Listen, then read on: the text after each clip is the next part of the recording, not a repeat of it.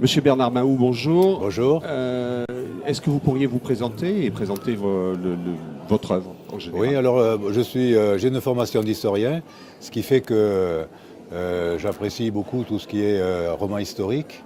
Et donc je me suis mis moi aussi à écrire des romans historiques que j'ai centrés sur l'histoire du Midi.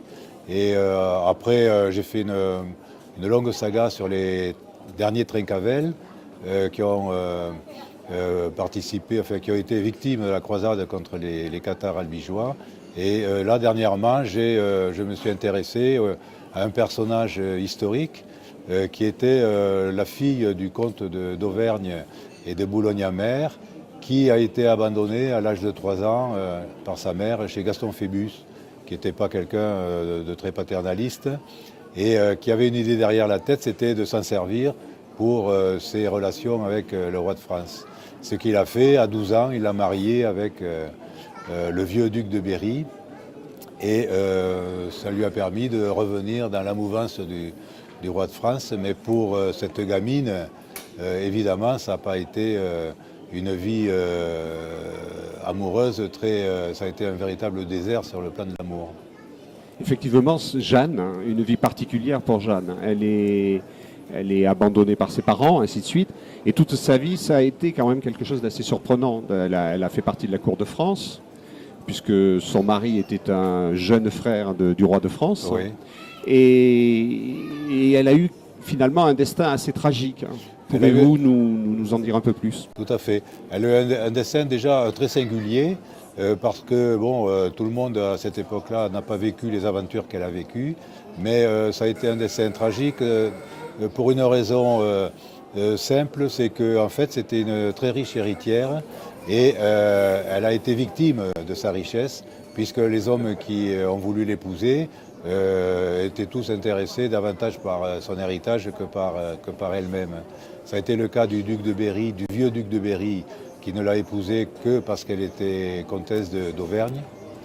Et ça a été le cas de son deuxième mari, qu'il a en fait épousé uniquement pour ses biens. Et une fois que le mariage a été fait, il est retourné à Paris, il lui a tourné le dos, ce qui l'a obligé à casser son contrat de mariage et à donner ses biens à une cousine. Le fait que dans cette tragédie, elle ait été dépossédée de ses biens par ses maris successifs, Oui. Le premier mari avait une différence d'âge énorme. Elle avait 12 ans ou 13 ans et lui, il avait... Plus de 50. Plus de 50 ans. Donc un mariage assez curieux qui, même à l'époque, a été... C'était pas rare dans ces milieux, mais bon, c'était évidemment des mariages arrangés, des mariages d'argent, et qui n'avaient rien à voir avec l'amour, évidemment. Donc cette Jeanne a été dépossédée. Et un fait particulier, c'est qu'à un moment donné, comme elle est quasi ruinée, elle est obligée de fabriquer de la fausse monnaie, qui semble être une chose assez courante à cette époque-là. Pouvez-vous nous en dire plus? Oui. Alors le roi de France lui-même, Charles VII, a dit dans une lettre, ma grand-tante Jeanne, qui est en train de tomber en mendicité.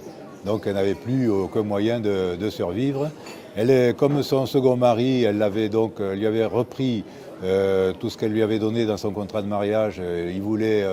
Il a refusé de rendre les biens et en plus il voulait la liquider pour en finir. Et donc elle est venue se réfugier dans le castellat de sa mère, qui était à Saint-Sulpice-sur-Tarn, entre Albi et Toulouse.